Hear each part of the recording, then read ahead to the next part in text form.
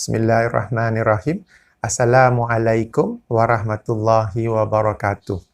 Untuk tazkirah hari ini, sempena hari Jumaat, pada pagi Jumaat ini, ingin saya kongsi sedikit ilmu tentang azan sempena solat Jumaat.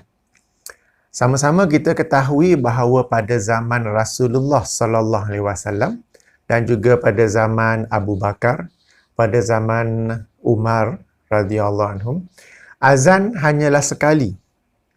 Ya, azan solat Jumaat hanya sekali. Yang ini apabila tergelincirnya matahari, apabila masuknya waktu solat Zuhur.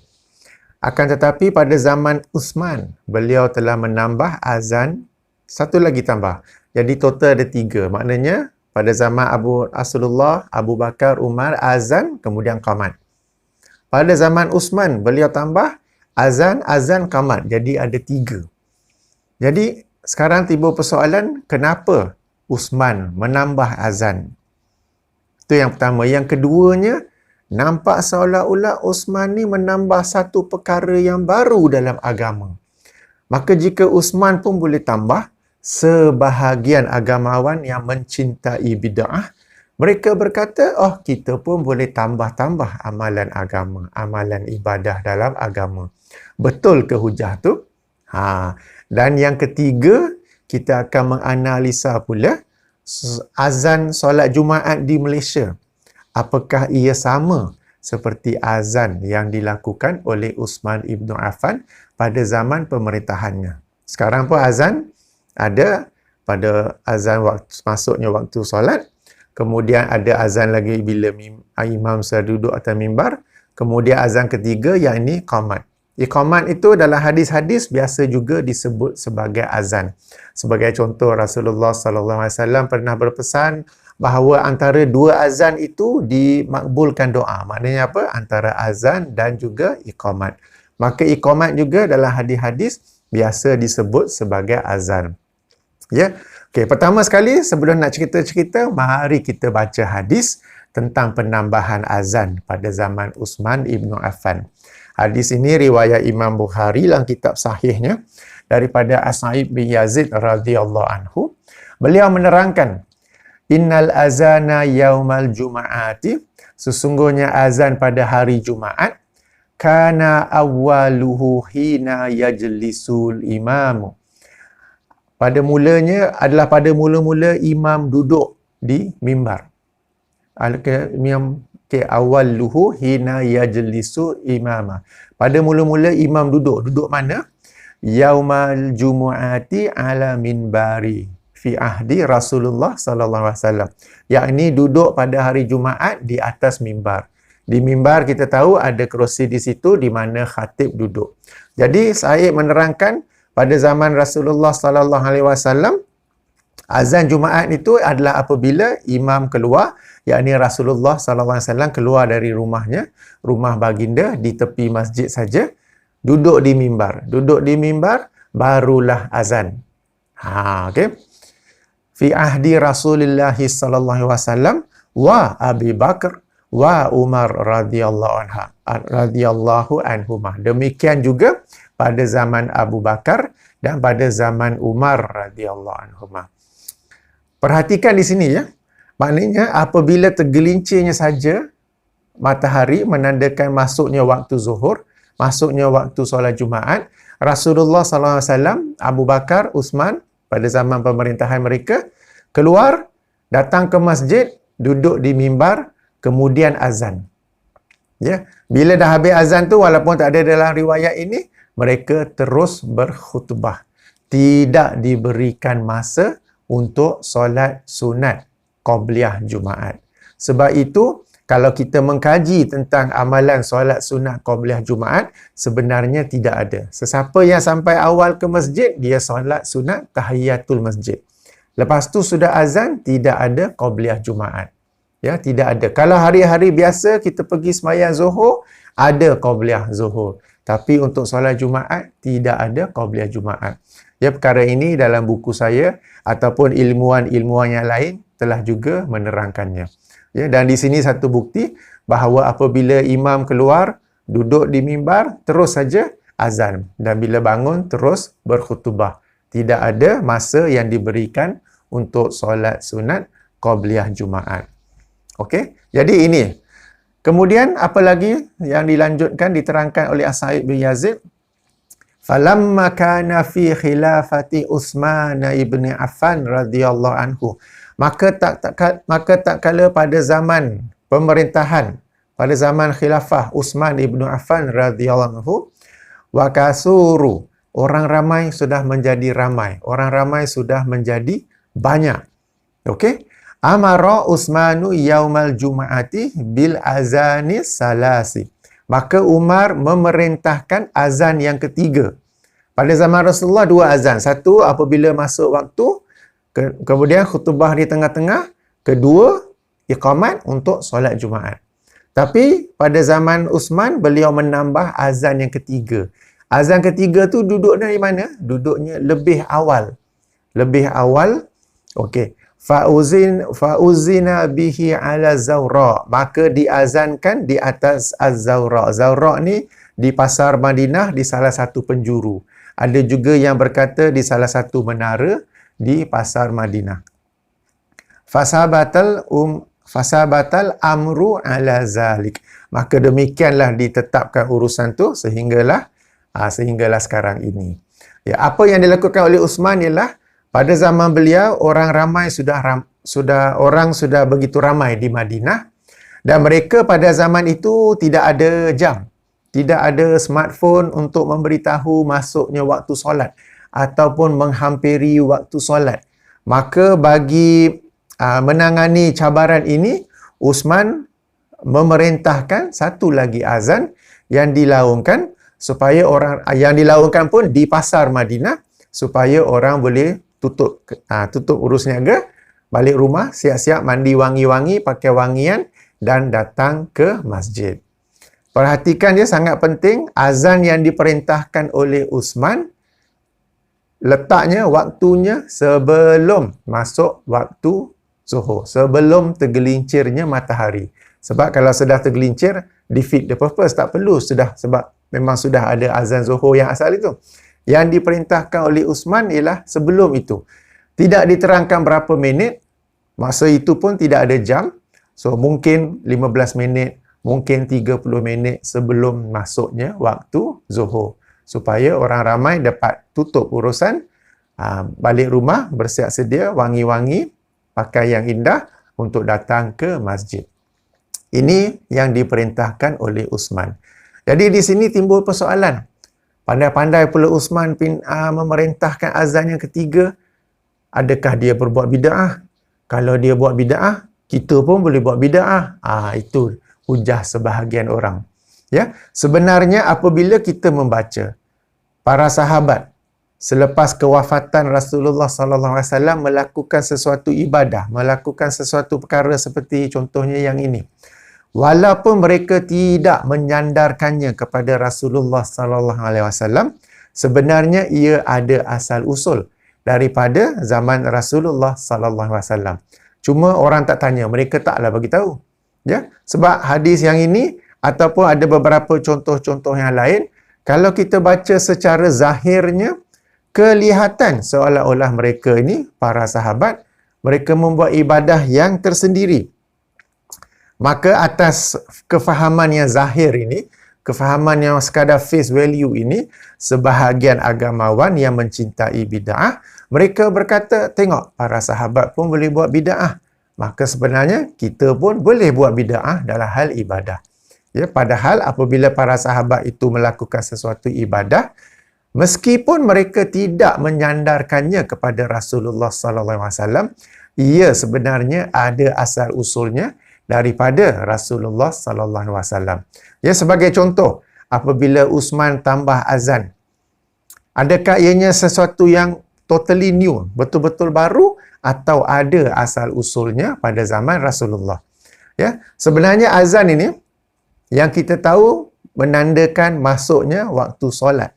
Okey, sebenarnya azan ada satu lagi fungsi, iaitu memperingatkan orang ramai akan hampirnya waktu solat supaya mereka bersiap sedia untuk datang ke masjid. Dan ini pernah berlaku pada zaman Rasulullah sallallahu alaihi wasallam, yakni bagi solat subuh. Bagi solat subuh. Di Malaysia sendiri pun, di setengah negeri atau setengah surau, mereka ada azan subuh yang lebih awal. Sebagai contoh sekarang ni subuh 6-10 minit pagi bagi kawasan Kelang dan Shah Alam. Jadi mereka azan setengah jam lagi awal supaya dapat membangunkan orang yang tidur. Dan ini ada dalilnya. Okey, hadis riwayat Imam Bukhari juga. Nanti sekejap saya bacakan.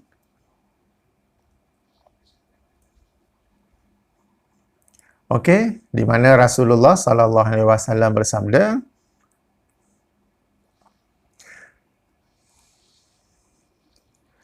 la yamna'anna ahadakum au ahadan minkum.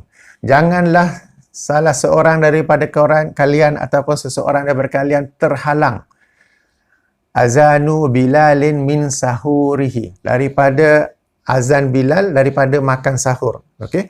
Maknanya janganlah kalian apabila dengar azan daripada Bilal terus berhenti daripada sahur. Yang ini kalau yang bagi yang hendak berpuasa. Okey. Fa innahu yu'azinu au yunadi bilailin liyarji'a qaimakum. Kerana sesungguhnya beliau melaungkan azan atau yunadi, panggilan azan bilaili pada waktu yang masih malam. Belum masuk fajar lagi. Liyarji'a qaimakum, untuk mengembalikan orang-orang yang sedang solat di kalangan kalian. Kembali kenapa? Kerana dalam sunnah Nabi SAW, apabila solat malam, disunnahkan untuk tidur sekejap sebelum bangun untuk pergi solat subuh. Jadi berehat sekejap situ. Jangan terus mayang, terus datang solat subuh. Okay. Waliyunabbiha naimakum, dan membangunkan orang-orang yang tidur di kalangan kalian. Walaisa an yakulal fajru au subhu. Okey, dan ia bukanlah petanda masuknya waktu fajar atau masuknya waktu subuh. Okey, jadi dalam hadis ini Bilal memang melaungkan azan lebih awal ketika hari masih malam, masih gelap. Itu bukan petanda masuknya waktu subuh, bukan petanda kena berhenti daripada sahur bagi orang-orang yang berpuasa, tetapi tujuannya apa? Supaya bagi orang-orang yang bangun malam untuk berqiyamulai apa semua tu, mereka tahu, okey, waktu subuh sudah pun hampir. Ataupun bagi orang yang tidur, mereka dapat bangun. Jadi berdasarkan hadis ini kita tahu bahawa azan ada dua peranan. Pertama, untuk menandakan masuknya waktu solat. Kedua, menandakan hampirnya waktu solat supaya orang dapat bersiap sedia untuk datang masjid solat berjamaah. Jadi apa yang dilakukan oleh Uthman Ibn Affan radhiyallahu anhu bukanlah sesuatu yang baru, bukanlah satu bid'ah dalam agama. Ia memiliki asal usul pada zaman Rasulullah sallallahu alaihi wasallam, iaitu memperingatkan orang ramai tentang hampirnya waktu solat supaya mereka dapat bersiap sedia datang ke masjid untuk solat berjamaah. Yes, jadi saya harap kita dapat faham di sini. Ya, saya ulangi sedikit sebagai ulang kaji. Yang pertama sekali, pada zaman Rasulullah SAW, azan hanyalah apabila masuknya waktu solat, apabila matahari tergelincir, dan kemudiannya khutbah, kemudiannya iqamat. Tidak ada solat sunat qabliyah Jumaat. Demikian juga pada zaman Abu Bakar, demikian juga pada zaman Umar radhiyallahu anhuma. Kemudian pada zaman Uthman Ibn Affan, orang telah menjadi ramai dan mereka begitu khusyuk dalam jual beli di pasar Madinah sehingga ada kalanya bila azan baru nak tutup, baru nak bersiap-siap datang ke masjid sehingga ada yang terlewat. Lalu Umar lalu Uthman mahu mereka tutup urusan niaga dan bersiap sedia supaya dapat sampai awal ke masjid. Maka beliau memerintahkan azan yang ketiga. Azan ketiga ni letaknya lebih awal. Bukannya bila dah masuk waktu. Lebih awal supaya mereka dapat tutup urusan, bersiap sedia, mandi, sunnah-sunnah hari Jumaat kan. Mandi, pakai wangian, pakai pakaian yang cantik, datang masjid awal.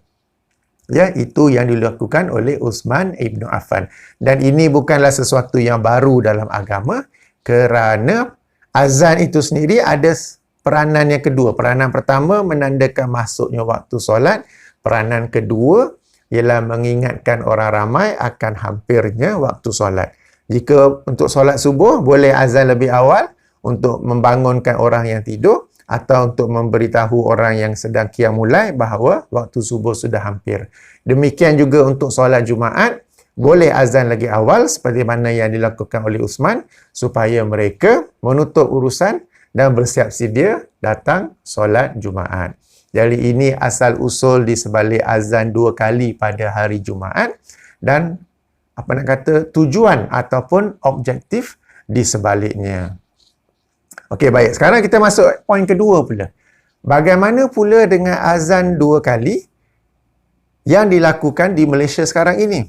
Apakah ia boleh disandarkan kepada Uthman radhiyallahu anhu pada zaman Uthman, pada apa yang diperintahkan oleh Uthman? Nanti dulu. Yang ini kita kena kaji. Okey, contohnya pertama dari sudut praktiknya. Di Malaysia sekarang ni di Shah Alam Kelang Zuhur 1.20. Maka 1.20 itu azan pertama, 1.30 tu azan kedua, di tengah tu diberi masa untuk solat sunat qabliyah Jumaat, kemudian khutbah, dan katakan khutbah 15 minit, 1.45 iqamat, yang ini azan ketiga. Ini dari sudut praktiknya. Ini berbeza dengan apa yang dilakukan oleh Uthman. Bagi Uthman, azan yang pertama itu diawalkan. Maknanya kalau sekarang ini waktu Zuhur masuk 1.20, maka azan pertama itu katakan setengah jam lebih awal. 12.50 dilaungkan azan yang pertama, supaya orang yang sibuk dengan apa-apa urusan dapat menghentikannya dan bersiap sedia datang ke masjid, datang ke surau Jumaat. Beza di situ. Itu yang pertama. Yang kedua dari sudut maqasid, dari sudut tujuan. Dari sudut objektifnya, Uthman menambah azan supaya orang ramai dapat tutup urusan dan datang ke masjid. Tetapi jika di Malaysia, azan itu adalah pada tergelincirnya matahari, pada masuknya waktu Zuhur, macam dah terlambat. Dan kemudiannya, sekadar pemerhatian saya pada surau-surau Jumaat pada masjid yang saya pergi, jual beli di keliling masjid masih diteruskan. Walaupun ianya diteruskan oleh peniaga yang muslimat, yang wanita, tetapi pelanggannya, customernya tetap lelaki. Sebab ada yang datang lambat, nak masuk masjid tu, tengok-tengok dulu, minum dulu, makan dulu, tengok kopiah, biji tasbih apa semua tu kan. Jadi urus niaga tetap diteruskan. Ya, mungkin ada di tempat lain di mana pihak masjid, AJK masjid telah mengarahkan semua peniaga di keliling masjid itu untuk berhenti. Tapi di kebanyakan tempat yang saya pergi, urus niaga tetap diteruskan. Jadi, dari sudut objektifnya pun tidak sama dengan apa yang dilakukan pada zaman Uthman radhiyallahu anhu. Jadi, saya ajak, saya ajak khasnya mereka yang ada pegang jawatan dalam urusan ini, ya. Apabila dilakukan azan di Malaysia sekarang ini 3 kali, azan pertama ketika tergelincirnya waktu Zuhur, kemudian diberi masa untuk solat sunat qabliyah. Kemudian apabila imam naik ke mimbar, bagi Assalamualaikum warahmatullahi wabarakatuh, kemudian imam duduk, lalu baru azan kedua. Kenapa nak ada 2 azan? Sebenarnya dah tak perlu lagi dah. Ya, kerana nak kata ikut zaman Uthman, tak ikut pun. Nak kata untuk memberi peringatan kepada orang ramai siap sedia datang ke masjid awal, zaman sekarang kita sudah ada telefon, sudah ada waktu solat, boleh pasang reminder, dan orang-orang yang ingin datang awal ke masjid, dia akan datang awal ke masjid. Orang-orang yang nak berniaga nampaknya masih lagi berniaga. So, apa peranan sekarang ni? Adanya 2 azan pada hari Jumaat. Ya, apa peranannya, apa tujuannya? Nak kata ikut Uthman, tidak. Nak kata untuk memberhentikan orang ramai daripada urusan harian kemudian siap sedia datang ke masjid, tidak. Sebab bila azan itu, sudah pun masuk waktu sebenarnya, bukannya lagi awal. Jadi, dengan perkara ini saya ingin mengajak kita fikir-fikir. Jangan kerana kebiasaan kita, semua masjid begitu, kita menganggap ianya sesuatu yang betul, lalu kita menjandarkannya kepada Uthman Ibn Affan. Padahal ianya tidak sama dengan apa yang dilakukan dan objektif yang dilakukan oleh Uthman Ibn Affan radhiyallahu.